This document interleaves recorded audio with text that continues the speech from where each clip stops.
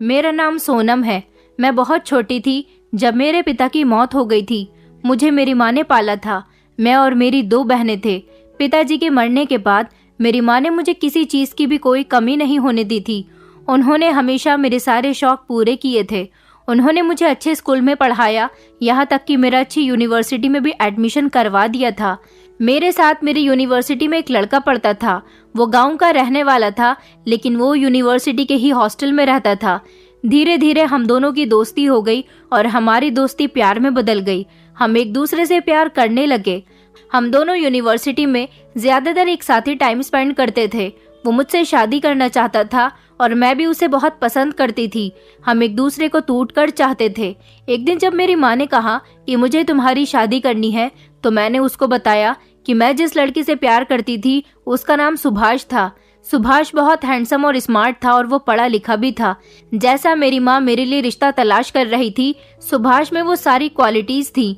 मेरी माँ ने एक दिन सुभाष को बात करने के लिए हमारे घर पर बुलाया। माँ ने कहा कि अगर तुम मेरी बेटी से प्यार करते हो और उससे शादी करना चाहते हो तो तुम्हें अपने माता पिता को हमारे घर भेजना पड़ेगा। सुभाष राजी हो गया था। सुभाष ने मेरी माँ से कहा कि वो अपने पिता से बात करके बता देगा। उसने बताया कि मेरी माँ इस दुनिया में नहीं है। मेरे पिता गांव के मुखिया हैं और मेरे पिता गांव के सबसे अमीर आदमी हैं। मैं तो यहीं रहकर बिजनेस करना चाहता हूँ। मैं गांव कभी कभी जाता हूँ, सिर्फ अपने पिता और भाई से मिलने के लिए। मेरा एक छोटा भाई भी है। तो मेरी माँ ने कहा कि ठीक है, तुम अपने पिता को ही हमारे घर भेज देना। सुभाष ने जब अपने पिता से बात की तो वो हमारे घर रिश्ता लेकर आने के लिए राजी हो गए। कुछ दिनों बाद जब सुभाष के पिता मेरे घर रिश्ता लेकर आए तो उन्होंने मेरी माँ से कहा कि हम आपकी बेटी का रिश्ता लेकर आए हैं। मेरी माँ तो वैसे भी शादी करने के लिए तैयार ही थी। मेरी माँ को सुभाष और उसकी फैमिली से कोई दिक्कत नहीं थी। सुभाष के पिता ने कहा कि हमारा बेटा शहर में ही पढ़ा लिखा है और वो यहीं पर नौकरी करेगा, लेकिन शादी के बाद उसकी पत्नी शहर में नहीं बल्कि गाँव में ही रहेगी। लड़की का असली घर उसकी ससुराल होता है, चाहे उसका पति गांव में रहकर काम करे या शहर में रहकर। लेकिन जब बहू घर चली जाएगी तो उसे ससुराल में ही रहना पड़ेगा। ये ना हो कि आप लोग कहें कि अगर सुभाष शहर में नौकरी करता है तो आपकी बेटी भी शहर में ही रहे। ऐसा हरगिज नहीं हो सकता। मेरी माँ ने सोचा और थोड़ी देर के बाद कह दिया कि आप ठीक कह रहे हैं। बेटी का असली घर उसकी ससुराल ही होता है।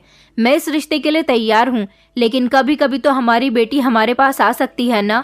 तो मेरे ससुर कहने लगे कि जी बिल्कुल, आपकी बेटी आपसे मिलने के लिए कभी कभी आ सकती है। उसके बाद मेरा रिश्ता तय हो गया और मेरी शादी की डेट भी फिक्स हो गई। कुछ दिनों के बाद शादी हो गई। सुभाष ने अपने ऑफिस से 1 महीने की छुट्टी ले ली थी क्योंकि वो ससुराल में मेरे साथ टाइम स्पेंड करना चाहते थे। शादी करके जब मैं अपनी ससुराल चली गई तो वहाँ पर कोई औरत नहीं थी, बस मेरे ससुर और मेरा एक देवर ही घर में रहता था। मैंने सोचा कि शायद सुभाष की फैमिली गांव से बिलोंग करती है तो शायद उनका घर ऐसा ही होगा, लेकिन मुझे क्या पता था कि ये कोई घर नहीं बल्कि ये तो एक बहुत बड़ा बंगला था। इतने बड़े बंगले को देखकर तो मेरे होश ही उड़ गए थे कि मैं इतने बड़े बंगले की बहू बनकर आई हूँ। यहाँ पर 20-25 की तादाद में तो नौकर थे, जिसमें से कुछ नौकर थे और कुछ नौकरानियां थीं। मैं तो अपनी ससुराल में आकर बहुत खुश थी और सुभाष भी बहुत खुश थे। सुभाष ने कहा कि मैं अपने घर 2-3 महीने में एक बार आता हूँ और वो भी सिर्फ 2 दिन के लिए। अब मैं यहाँ पर 1 महीने तक तो तुम्हारे साथ हूँ, लेकिन उसके बाद जब मैं चला जाऊंगा तो मैं हर महीने में एक बार चक्कर लगा लिया करूंगा। तुम्हें यहाँ पर मेरे बिना रहने की आदत डालनी होगी और तुम इस घर की मालकिन हो और तो और गांव के मुखिया के बेटे की बड़ी बहू हो, तो इसलिए तुम्हें यहाँ पर बहुत ही समझदारी से रहना है। गांव के लोग मेरे पिताजी की बहुत इज्जत करते हैं। मैंने कहा सुभाष, तुम्हारे पिता के पास दौलत की कोई कमी नहीं है, तो फिर तुम शहर में रहकर अपना बिजनेस क्यों कर रहे हो? तुम अपने गांव में भी तो कोई काम कर सकते हो। तो वो कहने लगा कि तुम ठीक कह रही हो, लेकिन मैं अपना बिजनेस छोड़कर यहाँ पर नहीं रह सकता क्योंकि मैं गांव के माहौल से बहुत अलग सोच रखने वाला इंसान हूँ। मुझे गांव के तौर तरीके ज्यादा पसंद नहीं है। मेरी माँ शहर की थी। मैं कभी कभी अपनी नानी के घर शहर जाया करता था तो मुझे वहाँ का माहौल बहुत अच्छा लगता था। अपने पिताजी से शहर में अपनी पढ़ाई और बिजनेस सेट करने पर मैंने बहुत ज्यादा जिद की थी, तब जाकर मैं शहर आया था।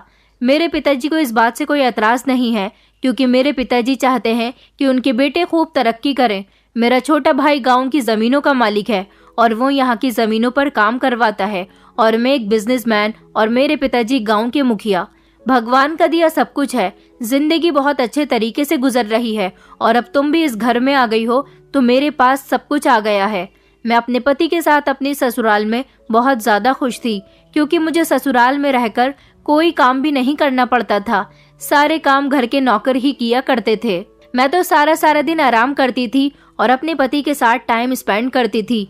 मेरे पति ने मुझे सारा गांव दिखा दिया था। मुझे उनका गांव बहुत पसंद आया था और गांव के लोग हमारी बहुत इज्जत कर रहे थे और मुझे मालकिन मालकिन कहकर पुकार रहे थे। मैं बहुत खुश थी। शायद ऐसी ससुराल मुझे शहर में भी नहीं मिल सकती थी। आज मुझे सुभाष को पसंद करके खुद पर नाज होता था कि मेरी पसंद बहुत अच्छी है और सुभाष से शादी करने का फैसला मेरे लिए सबसे अच्छा साबित हुआ। जब 1 महीना हो गया तो सुभाष ने शहर जाने की तैयारी शुरू कर दी।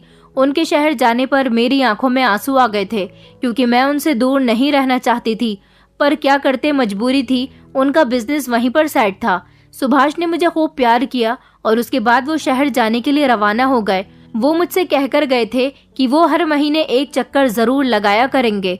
अब मैं घर में अकेली हो गई थी, क्योंकि घर में बात करने के लिए कोई औरत भी नहीं थी। अपने ससुर और देवर से मैं क्या बातें कर सकती थी। सुभाष के जाने के बाद मैं जब अपने कमरे में रात को सोने के लिए लेट गई तो मेरे साथ बड़ा ही अजीब हादसा हुआ। मुझे ऐसा लगा जैसे रात को कोई चीख रहा है, पर शायद ये मेरा वहम हो सकता था। ये सोचकर मैं सो गई। वैसे मैंने इस बंगले में अभी तक कोई ऐसी हरकत नहीं देखी थी, क्योंकि मुझे यहाँ पर आए हुए 1 महीना हो गया था।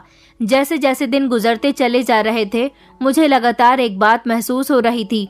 मुझे कुछ अजीब सी चीखों की आवाजें आ रही थी, क्योंकि मैं सारा दिन बोर होती रहती थी और अकेले घर में ज्यादातर सोती ही रहती थी। इसलिए सुबह को मेरी जल्दी आंख खुल जाती थी और घर में मेरे ससुर और देवर उस टाइम पर सो रहे होते थे। दिन में एक बार मैं सारे बंगले का चक्कर लगा लिया करती थी, क्योंकि बाहर तो मैं टहलने के लिए निकल नहीं सकती थी, इसलिए पूरे घर में ही टहल लिया करती थी। जब से सुभाष गए थे तो मैं बहुत अकेलापन महसूस करने लगी थी। एक दिन मैं अपने साथ एक नौकर को लेकर ऊपर वाले पोर्शन में सफाई लगवाने के लिए चली गई। नौकरानी तो सफाई करने में बिजी हो गई थी और मैं यहाँ वहाँ नजरें घुमाकर जगह का जायजा लेने लगी, क्योंकि मैं ऊपर पहली बार आई थी और अब जबकि मैं इस घर में इकलौती औरत थी, इसलिए घर के सारे कामों की जिम्मेदारी मैंने उठा ली थी और मैं अपनी निगरानी में ही नौकरों से सारे काम करवाया करती थी। अचानक एक कमरे का दरवाजा खूब जोर जोर से बजने लगा और जो मेरे साथ नौकरानी आई थी वो भी अपना काम छोड़कर हैरानी से दरवाजे की तरफ देखने लगी। उस कमरे से आवाज आ रही थी कि मुझे निकालो यहाँ से, मुझे बचाओ, और साथ ही बुरी तरह से दरवाजा भी पीटा जा रहा था।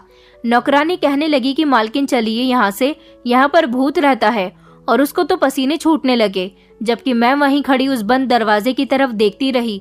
मेरा दिल करने लगा कि मैं इस दरवाजे को खोल कर देखूं, इसलिए मैं दरवाजे की तरफ बढ़ गई, मगर मैंने देखा कि दरवाजे पे तो बहुत पुराना सा मजबूत ताला लगा हुआ था। मैं खड़ी हुई उसे देख ही रही थी कि इतनी ही देर में मेरे ससुर वहां पर आ गए और वो कहने लगे कि क्या हो रहा है यहाँ पर, तुम दोनों यहाँ पर क्या कर रही हो। उनके आने पर मैं पीछे हो गई। नौकरानी कहने लगी, बड़े साहब, इस कमरे में भूत है, और वो जोर जोर से दरवाजा बजा रहा था। कोई और आवाज भी आ रही थी, किसी औरत की चीखने की आवाज थी। मैं गौर से अपने ससुर की तरफ देख रही थी। उनके चेहरे पर घबराहट भरे एक्सप्रेशन दिखाई दे रहे थे। उन्होंने मुझे देखा तो वो मुझसे कहने लगे, बहू तुम क्या कर रही हो यहाँ पर। मैंने कहा, पापा जी, मैं यहाँ पर नौकरानी को लेकर सफाई करवाने के लिए आई थी। मैंने देखा कि इस दरवाजे के अंदर से कुछ आवाजें आ रही थी। उन्होंने मुझसे कहा कि आज के बाद तुम्हें इस वाले पोर्शन में आने की कोई जरूरत नहीं है और न ही यहाँ की सफाई करवाने की। उन्होंने नौकरानी की तरफ देखा और कहने लगे कि तुम यहाँ पर क्यों खड़ी हो, चलो जाओ, तुम भी नीचे जाओ। फिर उन्होंने मुझे भी कहा कि तुम भी नीचे जाओ और अपने कमरे में जाकर आराम करो, कमरे से बाहर ज्यादा मत निकला करो। मैंने उनकी बात पर सर हिला दिया और अपने कमरे में आ गई। मेरे पीछे पीछे वो भी नीचे आ गए। अगले दिन मेरे ससुर ने सारे नौकर और नौकरानियों को इकट्ठा करके कहा कि ऊपर वाले पोर्शन में भूत है, इसलिए वहां पर कोई भी नहीं जाएगा। उनके कहने की देर थी कि ये बात सारे गांव में फैल गई, लेकिन मुझे इस बात पर यकीन नहीं आ रहा था, क्योंकि मैं शहर की पढ़ी लिखी लड़की थी और ऐसी मनगढ़ंत बातों पर यकीन नहीं करती थी। मेरा दिल ये बात मानने के लिए तैयार ही नहीं था कि वहां पर कोई भूत हो सकता है। न जाने क्यों मुझे ऐसा लग रहा था कि उस कमरे के अंदर कोई बंद है और उसे मदद की जरूरत है, पर मैं अभी इस बात को कंफर्म नहीं कर पाई थी। शायद मैं इस बारे में कुछ ज्यादा ही सोच रही थी और इसी तरह कुछ दिन और गुजर गए। सुभाष रोज मुझे रात को फोन किया करते थे। मैंने उनको इस बारे में नहीं बताया था। सुभाष को 1 महीना हो चुका था और सुभाष 2 दिन के लिए मुझसे मिलने गांव आ गए थे। मैं बहुत ज्यादा खुश थी और 2 दिन किस तरह से सुभाष के साथ हंसी खुशी गुजर गए कुछ पता ही नहीं चला। सुभाष ने मुझसे पूछा था कि तुम्हें यहाँ मेरे बिना कोई परेशानी तो नहीं होती। मैंने कहा कि नहीं, मैं यहाँ बहुत खुश हूँ और मुझे कोई परेशानी नहीं होती। जब 2 दिन पूरे हो गए तो सुभाष वहाँ से चले गए और मैं फिर से अकेली रह गई थी। एक दिन मैं अपनी निगरानी में नौकरों से घर का कोना कोना साफ करवा रही थी।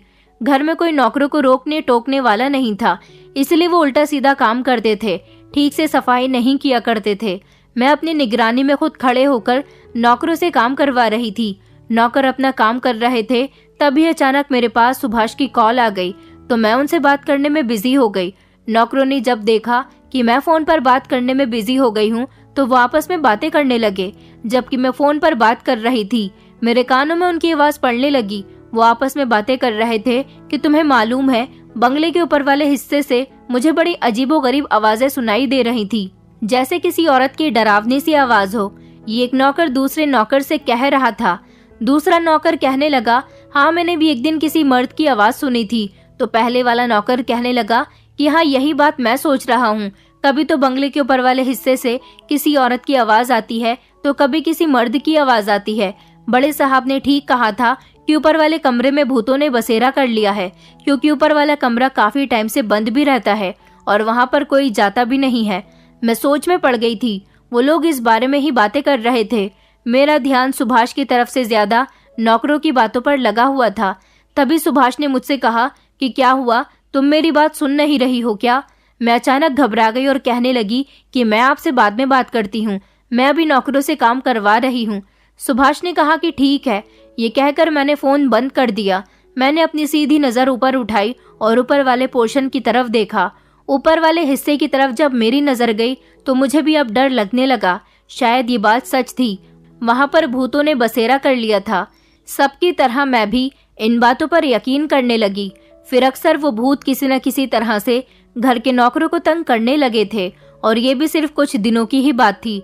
लेकिन कुछ दिन के बाद सब कुछ नॉर्मल हो गया था और फिर बंगले में शादियों का हंगामा उठने लगा। दरअसल मैंने सुना था कि मेरे ससुर गांव की गरीब लड़कियों की शादी अपनी मर्जी से और अपने खर्चे पर करवाते हैं। वो गांव के हर घर की बेटी की शादी अपनी जिम्मेदारी पर ही करवाते थे। अभी भी ऐसा ही हुआ था। एक नौकरानी की बेटी की शादी उन्होंने एक अमीर घर में तय कर दी थी। एक दिन मैंने अपनी माँ को फोन किया और उन्हें जब ये बात बताई तो वो कहने लगी कि तुम्हारे ससुर क्यों किसी गरीब लड़की की शादी इतने बड़े अमीर परिवार में करवाएंगे। मेरी माँ को तो इस बात पर यकीन ही नहीं आता था। हैरत की बात तो मेरे लिए भी थी, लेकिन मैंने सोचा कि शायद मेरे ससुर की इस गांव में बहुत इज्जत है तो वो इसीलिए लोगों की अच्छाई और भलाई के लिए ये काम करते होंगे, तभी तो यहाँ के लोग मेरे ससुर को बहुत इज्जत और सम्मान देते हैं। खैर वो जो भी नौकरानी थी, उसकी बेटे की शादी मेरे ससुर ने खूब धूमधाम से की थी। वो नौकरानी भी बहुत खुश थी अपनी बेटी की शादी इतने अमीर परिवार में हो जाने से और वो मेरे ससुर का बहुत एहसान मानती थी। मगर अचानक वो नौकरानी कुछ दिन गुजरने के बाद बंगले से बिल्कुल ही गायब हो गई। नौकरों में इस बात को लेकर भी हमेशा बातचीत चलती रहती थी। आखिर मैं भी इसी सोच में पड़ गई थी कि वो नौकरानी अचानक कैसे गायब हो सकती है। आखिर क्या वजह हो सकती थी उसके गायब होने की। बंगले के नौकर और नौकरानियां हमेशा इसी बारे में बात करते रहते थे। फिर एक दिन मैंने ये बात एक नौकरानी से पूछ ही ली कि तुम्हारे साथ जो नौकरानी काम किया करती थी, उसकी बेटी की शादी जब से हुई है वो नौकरी पर क्यों नहीं आ रही है। मैंने सोचा शायद वो अपनी नौकरी छोड़कर कहीं दूसरी जगह शिफ्ट हो गई हो। तो नौकरानी ने मुझे एक ऐसी बात बताई जिसे सुनकर मेरे पैरों तले से जमीन निकल गई। उसने मुझे बताया कि वो बड़े साहब से छुपकर अपनी बेटी से मिलने के लिए उसकी ससुराल चली गई थी, बस तब से ही वो वापस नहीं आई है। मैंने बड़ी हैरानी से नौकरानी से पूछा कि आखिर उसे अपनी बेटी की ससुराल जाने के लिए ससुर जी से छुपकर जाने की क्या जरूरत थी, और शायद यही गलती उसने भी कर दी थी। फिर पता चला कि वो नौकरानी कुछ उदास उदास सी घूमने लगी थी और कोई अगर उससे पूछता कि क्या बात है तो वो ये बताती कि मुझे अपनी बेटी की बहुत याद आ रही है, मगर वो उससे मिल नहीं सकती थी। नौकरानी ने बताया कि असल में बड़े साहब ने मना कर रखा था कि तुम अपनी बेटी की शादी के बाद उससे मिलने उसकी ससुराल मत जाना, वरना तुम्हारी बेटी का घर बर्बाद हो जाएगा। जिस वजह से वो अभी तक अपनी बेटी के घर नहीं गई थी।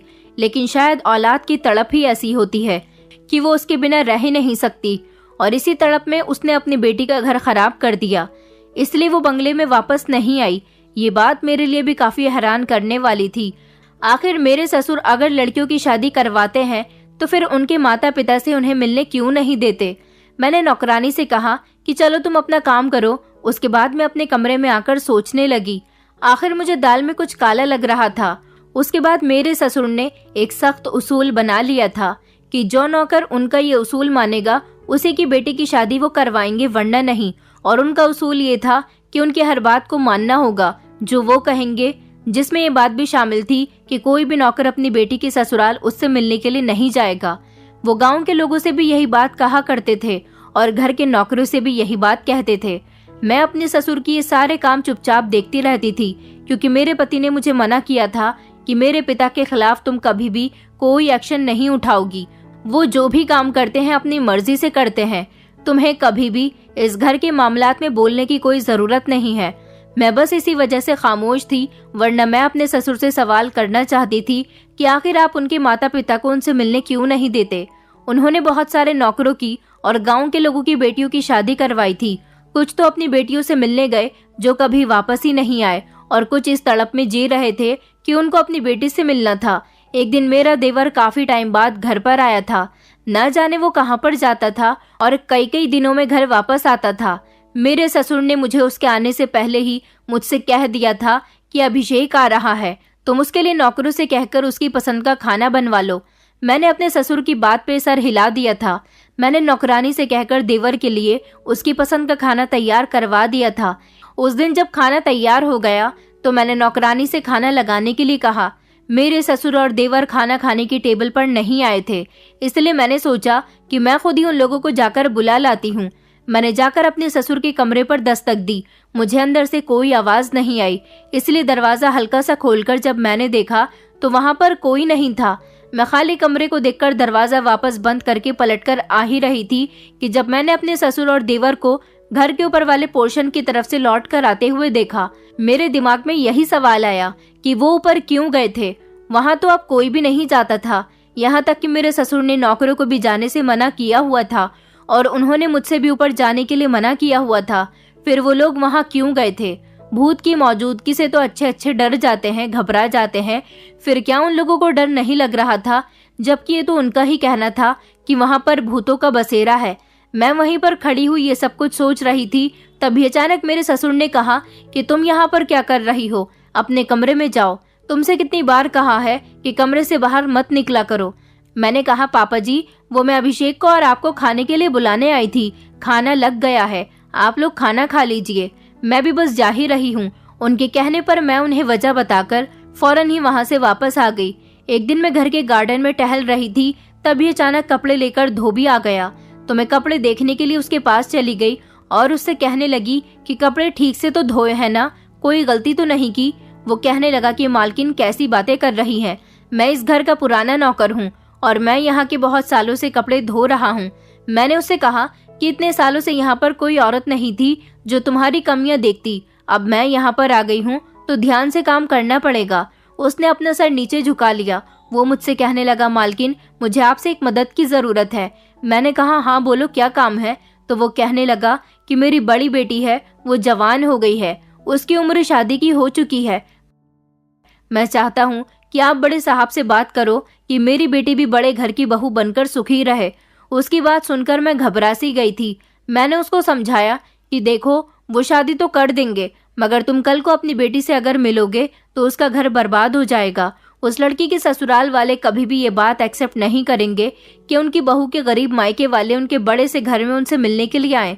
मेरी बात पर वो उल्टा मुझे समझाने लगा कि मालकिन, हमारे लिए हमारी बेटी अच्छे घर में रहे, शादी करके जाए और सुखी रहे, यही काफी है। मालकिन, उसके अच्छे नसीब के लिए हम माँ बाप ये कुर्बानी तो दे ही सकते हैं ना। उसकी बात पर मैंने कहा, ठीक है, फिर देखते हैं। मैं सुबह अपने ससुर जी से बात करती हूँ। मैंने अगले दिन ही अपने ससुर से इस बारे में बात की, मगर वही बात हुई जिसका मुझे डर था। मैंने जब अपने ससुर को बताया कि जो धोबी हमारे घर पर कपड़े धोता है वो अपनी बेटी की शादी करवाना चाहता है, आप तो सब लोगों की बेटियों की शादी करवाते हैं, इसलिए आप उसकी बेटी की भी शादी करवा दो। मेरे ससुर ने कहा कि नौकर से कहो कि कल वो उसे बंगले पर लेकर आ जाए। 4-5 दिन बाद उसकी बेटी की शादी कर दी जाएगी, लेकिन उसको ये बात समझा देना कि कभी वो अपनी बेटी के ससुराल नहीं जाएगा। उसके गरीबी की वजह से उसकी बेटी को तलाक भी हो सकती है। मैंने अपने ससुर से पूछा कि पापा जी, आखिर ऐसा भी क्या हो जाएगा अगर वो शादी के बाद अपनी बेटी से मिलने चला जाएगा तो? कितनी आसानी से उसका पति उसे तलाक दे देगा। इसमें उसके माता पिता की क्या गलती है कि वो गरीब हैं? जाहिर सी बात है, माता पिता अपनी बेटी देते हैं तो उन्हें शादी के बाद अपनी बेटी की याद भी तो आती है, तो वो अपनी बेटी से मिलने के लिए उसके ससुराल चले जाते हैं। हाँ, पर वो ज्यादा नहीं, लेकिन कभी कभी तो अपनी बेटी को देख ही सकते हैं।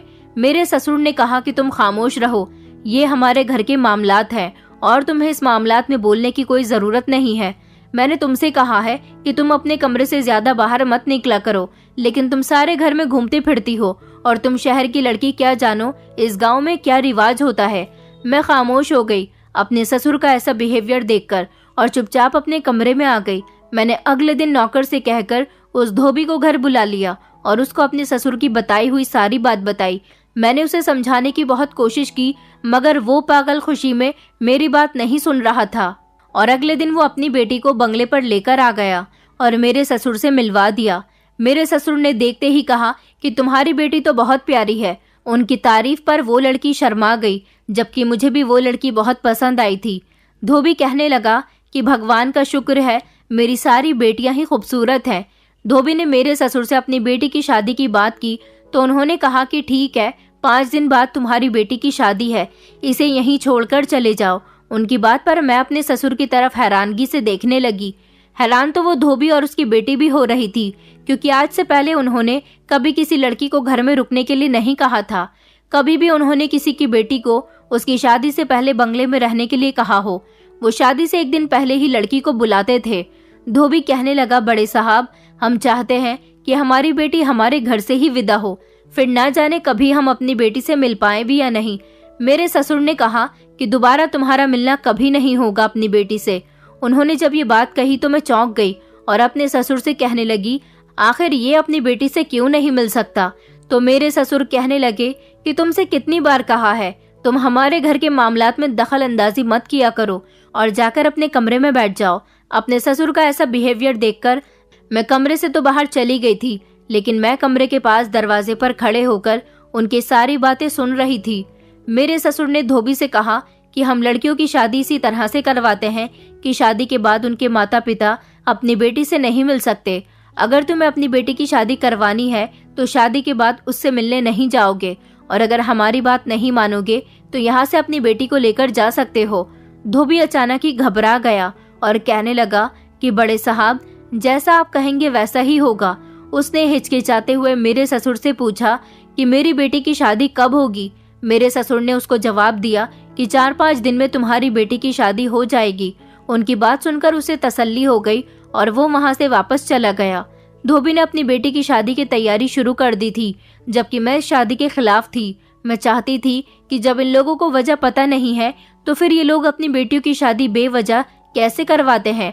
आखिरकार किसी के अंदर इतनी हिम्मत होनी चाहिए कि वो मेरे ससुर से पूछे कि शादी होने के बाद हम अपनी बेटी से क्यों नहीं मिल सकते। लेकिन कोई भी ये सवाल मेरे ससुर से करने के लिए तैयार नहीं था। अगर मैं अपने ससुर से ये सवाल करती तो वो मुझे हर बार डांट दिया करते थे। मैं अपने पति से भी ये बात नहीं कह सकती थी, क्योंकि उन्होंने पहले ही मुझसे मना किया हुआ था कि मेरे पिताजी के किसी भी फैसले पर तुम कोई एक्शन नहीं लोगी। अब मैं बड़ी परेशान थी कि मेरे ससुर इस लड़की की शादी अपने खर्चे पर ही करवाने वाले थे। जिस लड़के से धोबी की बेटी की शादी होने वाली थी वो लड़का बहुत अच्छा था, अमीर भी था, जिस पर धोबी बहुत ज्यादा खुश हो गया था कि उसकी बेटी को इतना अच्छा पति मिलने वाला था। जिस दिन लड़के वाले बंगले पर आए थे उस दिन धोबी और उसकी बेटी को भी घर बुलाया गया था, मगर मैं इस बात से बड़ी हैरान थी कि मेरे ससुर ने धोबी को धोबी की हैसियत से ही उन लोगों से मिलवाया था।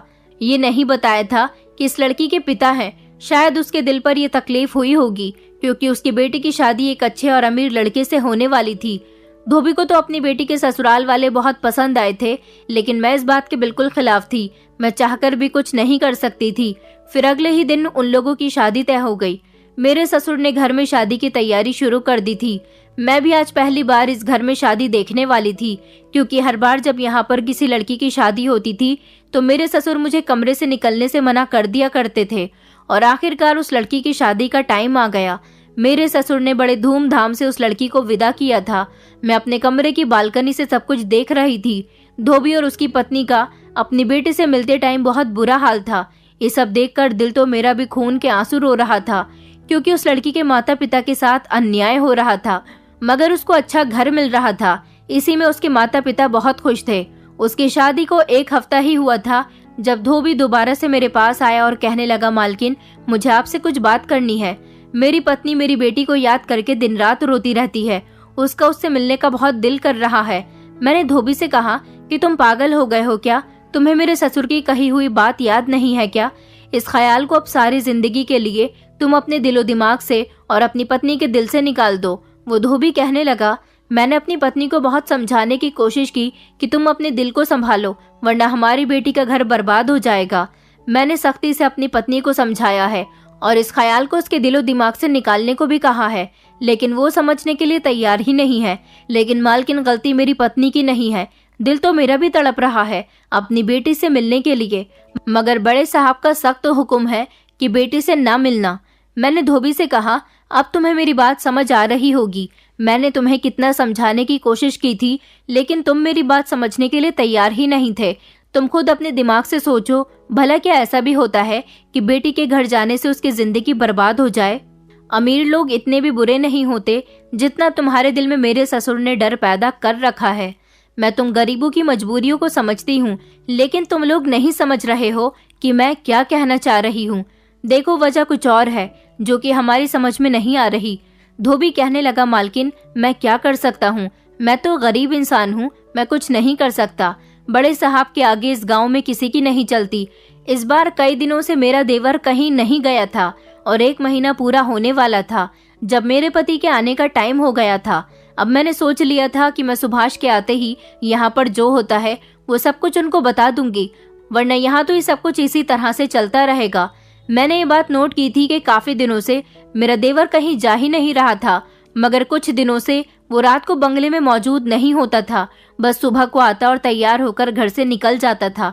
कुछ दिन इसी तरह से गुजर गए और मेरे पति घर पर आ गए। मैं अपने पति को देखकर बहुत ज्यादा खुश हो गई थी।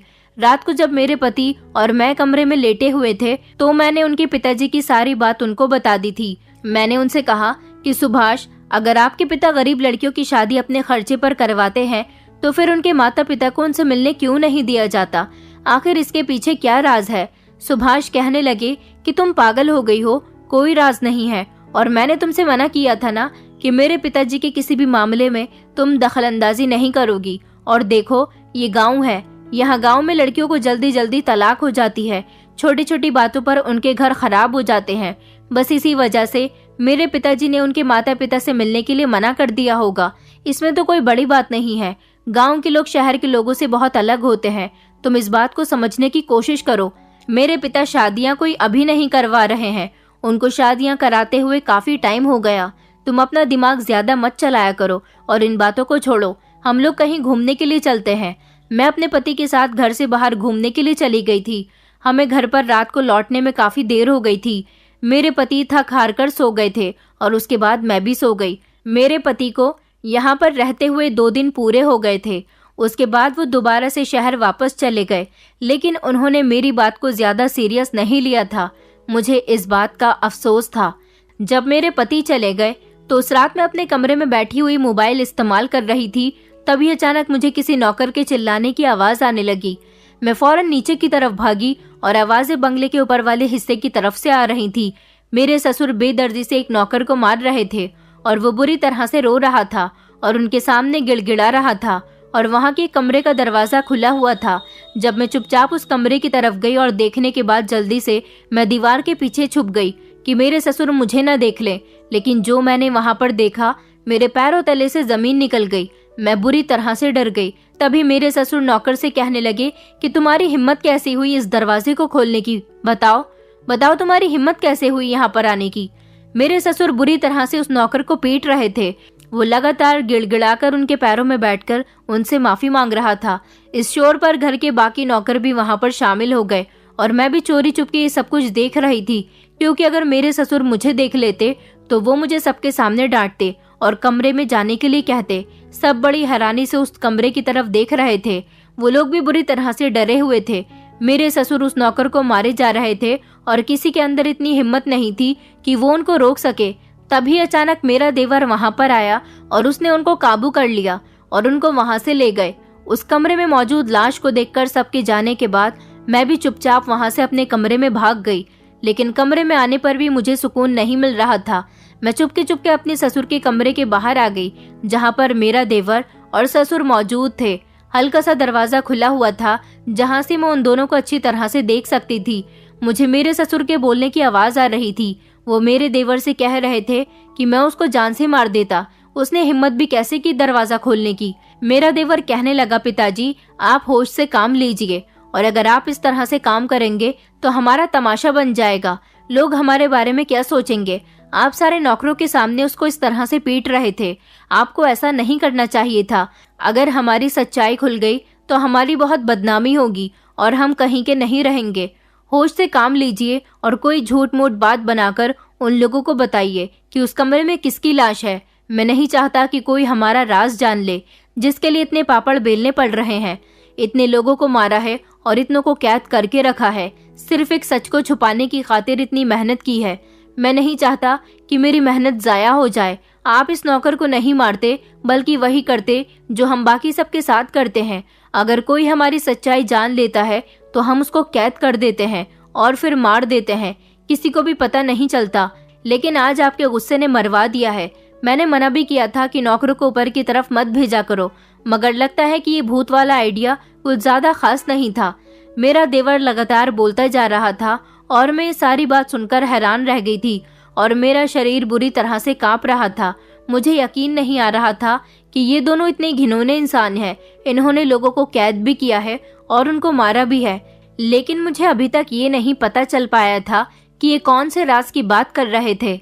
इन्होंने अगर लोगों को कैद किया हुआ था, छुपाया हुआ था, तो इन सब की वजह क्या थी। मैं वहां पर खड़ी हुई ये सब कुछ सोच रही थी। अब मैं शांत नहीं रह सकती थी। अब मैंने सोच लिया था कि मैं इस राज को जानकर ही रहूंगी, और जब ये राज खुलकर मेरे सामने आ जाएगा तो अपने पति को सबूत के साथ उनके पिता और भाई की हकीकत बताऊंगी। मैं जब बाहर गई तो नौकर भी एक दूसरे से लिपटकर रो रहे थे। मुझे उन लोगों को देखकर बहुत अफसोस हो रहा था। मैं अपने कमरे में आकर बस यही सोच रही थी कि वहां पर ये लाश क्यों मौजूद थी, किसने किसके लिए मारा था। मेरी कुछ समझ नहीं आ रहा था। मैं बहुत ज्यादा परेशान हो गई थी। अब मैंने सोच लिया था कि मुझे अपने देवर और ससुर पर कड़ी निगाह रखनी होगी। अगले दिन मेरे ससुर ने सारे नौकरों को जमा किया और कहने लगे कि जो कुछ भी कल रात हुआ था वो इस बंगले से बाहर नहीं निकलना चाहिए, वरना। और हाँ, जो लाश उस कमरे में मौजूद थी वो मेरा नया नौकर था और कल ही वो काम पर आया था। मैंने पुराने नौकर से कहा था कि उसको काम समझा दे, मगर मुझे नहीं पता था कि वो ऊपर के दरवाजे को खोलने की कोशिश करेगा। उस नए नौकर का कत्ल उस नौकर ने किया है जिसको मैं कल मार रहा था। मैंने खुद उसको रंगे हाथों पकड़ा था, तभी उसको मारा भी था।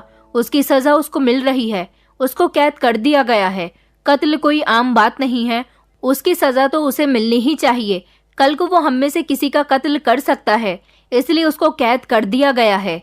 अब सब जाओ और अपना अपना काम करो। लेकिन मैं समझ गई थी कि मेरे ससुर झूठ बोल रहे हैं। जरूर मेरे ससुर और देवर कोई गलत काम कर रहे हैं, क्योंकि मैं जो सुन चुकी थी कि कोई राज है और एक सच है, मगर उन्होंने अपने कत्ल का इल्जाम उस मासूम नौकर पर लगा दिया था जिसने उनका राज जान लिया था। आखिर वो क्या था? वो राज आखिर क्या बात हो सकती है? मेरी तो कुछ भी समझ में नहीं आ रहा था। मैं बहुत कुछ समझने की और सोचने की कोशिश कर रही थी। आखिर मैं किस तरह से इनके राज का पता लगा सकूं? मैंने बहुत कोशिश की जानने की, मगर मैं जान नहीं सकी। एक दिन मैंने सोचा कि मेरी मदद सिर्फ एक इंसान ही कर सकता है, और वो है हमारे घर का धोबी। मैंने नौकरों से उसका पता लिया और मैं उसके घर चली गई। उसके घर गई तो उसकी पत्नी की बहुत बुरी हालत हो रही थी। वो अपनी बेटी को याद करके बुरी तरह से रो रही थी। धोबी और उसकी पत्नी मुझे अपने घर में देखकर घबरा गए थे। मैंने उन लोगों को सारी बात बता दी और कहा कि हवेली के अंदर कोई ऐसा राज जरूर है जो हम लोगों से छुपाया जा रहा है, और मैं इस राज को जानना चाहती हूँ। क्या तुम मेरी मदद कर सकते हो? धोबी बुरी तरह से घबरा रहा था। उसने कहा, मालकिन, लेकिन मैं आपकी मदद कैसे कर सकता हूँ? अगर बड़े साहब को इस बारे में पता चल गया तो वो मुझे जान से मार देंगे। मैंने उससे कहा कि तुम लोग मेरे ससुर से इतना क्यों डरते हो? मैं तो उस घर में रहती हूँ, मैं उनसे नहीं डरती, तो तुम लोग इतना क्यों डरते हो? देखो, अगर कोई बात होगी तो मैं अपने पति को बुला लूंगी और उनको सब कुछ बता दूंगी। तुम्हें कोई परेशानी नहीं होगी। तुम प्लीज मेरा साथ दो। मैं चाहती हूँ कि मैं सारे गांव के सामने अपने ससुर और देवर की सच्चाई लेकर आ जाऊं, ताकि यहाँ के भोले भाले लोग मेरे ससुर की बातों में आने से बच जाएं। और हमारे घर के नौकर भी गरीब हैं, इसी गांव के रहने वाले हैं।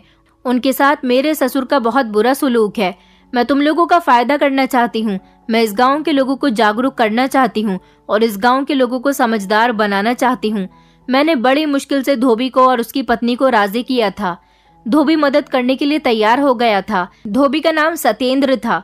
मैंने सतेंद्र को अपना प्लान समझाया और कहा कि मेरे पास एक बहुत अच्छा प्लान है जिसे तुम अपनी बेटी से भी मिल सकते हो। वो मेरी बात सुनकर खुश हो गया कि मैं किस तरह से अपनी बेटी से मिल सकता हूँ मालकिन। मैंने कहा, तुम अपनी बेटी के ससुराल जाकर उससे नहीं मिल सकते, लेकिन कोई और तो तुम्हारी बेटी के ससुराल जाकर उससे मिल सकता है। मेरी ये बात सुनकर वो कहने लगा, ऐसा कैसे मुमकिन हो सकता है? कौन जाएगा मेरी बेटी के ससुराल? मैंने उसको बताया, क्या तुम अपनी बेटी से मिलना चाहते हो तो तुम्हें ही भेष बदलकर उसकी ससुराल जाना पड़ेगा।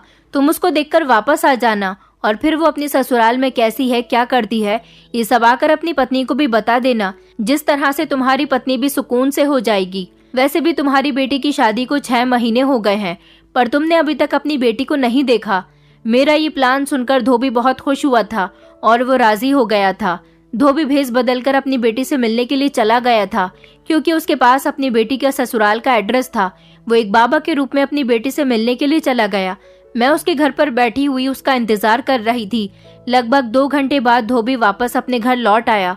मैंने उससे पूछा कि क्या हुआ, मिलाए तुम अपनी बेटी से, कैसी है तुम्हारी बेटी? तो वो मेरी तरफ देखकर रोने लगा और कहने लगा, मालकिन, हमारे साथ बहुत बड़ा धोखा हुआ है। मैं उसकी बात सुनकर हैरान रह गई। कहने लगी, क्या हुआ है? लेकिन जो उसने मुझे बताया वो सुनकर मेरे सर पर आसमान टूट पड़ा था। उसने मुझे बताया कि मालकिन, जब मैं बड़े साहब के बताए हुए पते पर अपनी बेटी के ससुराल गया तो वहां पर सिर्फ खाली एक मैदान पड़ा हुआ था, जहां पर घर तो दूर की बात, कोई दीवार भी नहीं थी। मैंने आसपास के लोगों से भी पूछा कि यहाँ पर एक घर था क्या? वो तोड़वा दिया गया है। मगर वहाँ के लोगों ने मुझसे कहा कि यहाँ पर कोई घर नहीं था, यहाँ पर तो सिर्फ सड़क बनी हुई है। एक सड़क किनारे किसी का घर नहीं हो सकता। मैंने काफी देर तक वहाँ पर घर तलाश करने की कोशिश की, लेकिन मुझे दूर दूर तक कोई घर दिखाई नहीं दिया और फिर मैं वापस आ गया। धोबी की ये बात सुनकर तो मैं और भी ज्यादा परेशान हो गई थी कि आखिर धोबी की बेटी के साथ क्या हुआ। इसका मतलब मेरे ससुर ने इसको बेवकूफ बनाया था। ये सब सुनकर धोबी की पत्नी और भी ज्यादा रोने लगी। उसकी हालत बहुत बुरी हो गई थी। मैंने धोबी से कहा कि मैं तुम्हारी मदद करने के लिए तैयार हूँ, अब तुम्हें आवाज उठानी होगी। तुम चलो मेरे साथ अपनी पत्नी को लेकर और मेरे ससुर से सवाल करो इस बात का कि आखिर तुम्हारी बेटी कहाँ है और उन्होंने तुमसे झूठ क्यों बोला। अब तो धोबी के अंदर भी हिम्मत बढ़ने लगी थी, क्योंकि उसके साथ झूठ बोला गया था। वो मेरे ससुर से सवाल करने के लिए तैयार हो गया था, क्योंकि मेरी बात धोबी को बिल्कुल ठीक लगी थी। इस बात का जवाब तो मेरे ससुर ही दे सकते थे। पहले मैं घर पर पहुंच गई और उसके बाद वो दोनों पति पत्नी हवेली आ गए और मेरे ससुर के कमरे में जाकर बैठ गए। मेरे ससुर के कमरे में मेरा देवर भी मौजूद था। वो लोग जब उनके कमरे में पहुंचे और उन्होंने उनसे अपनी बेटी के बारे में सवाल किया तो पहले तो उन्होंने मानने से इनकार कर दिया, मगर आखिरकार थोड़ी देर के बाद मेरे ससुर कहने लगे, अगर तुम आधा सच जान ही गए हो तो पूरा सच मैं तुम्हें बता देता हूँ। तुम्हारी बड़ी बेटी बहुत खूबसूरत थी, लड़के वालों को तो वो बहुत पसंद आ गई थी और बदकिस्मती से मेरे बेटे को भी पसंद आ गई थी। मगर मैंने अपना भरम रखने के लिए तुम्हारी बेटी की शादी तो करवा दी थी, लेकिन मेरा बेटा इस बात से खुश नहीं था। उसको तो तुम्हारी बेटी ही चाहिए थी। फिर क्या था, बस मैंने उसके पति से खरीदकर उसे अपने बेटे के नाम कर दिया। बहुत ही इज्जत वाली थी। तुम्हारी बेटी मेरे बेटे के साथ ज्यादा टाइम नहीं गुजार सकी और फिर बेचारी इस दुनिया से चली गई। उनकी बात पर मैं भी हैरान थी और नौकर और उसकी पत्नी भी हैरानी से मेरे ससुर की तरफ देख रहे थे। धोबी की पत्नी तो दहाड़े मार मार कर रोने लगी और धोबी की आंखों से भी आंसू निकल रहे थे। उसकी आंखें नम हो गई थी। जिस बेटी के अच्छे नसीब के लिए उन्होंने उसकी तरफ पलटकर कभी देखा ही नहीं, उसकी वो बेटी इस दुनिया को छोड़कर जा चुकी थी। अगली बात उन्होंने ये बताई कि इतना ज्यादा अफसोस करने की कोई जरूरत नहीं है, तुम्हारी बेटी को मरे हुए 4 महीने हो गए।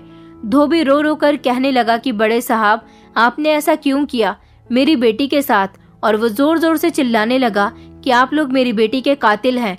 मेरे ससुर कहने लगे, अरे तुम्हारी बेटी की किस्मत बहुत अच्छी थी जिस पर मेरे बेटे का दिल आ गया था, वरना तो हम लड़कियों को कोठों पर बेच देते हैं और यही हमारा धंधा है। बस शादी तो एक बहाना है, हम तो झूठ मूठ का नाटक करते हैं शादी करवाने का। सच बात तो यह है कि हम उनको बेचकर उनकी कीमत वसूलते हैं और तुम्हारी बेटी की कीमत वसूलने पर भी हमें बहुत अच्छा मुनाफा हुआ था। मगर तुम्हारी बेटी वाकई बहुत खूबसूरत थी।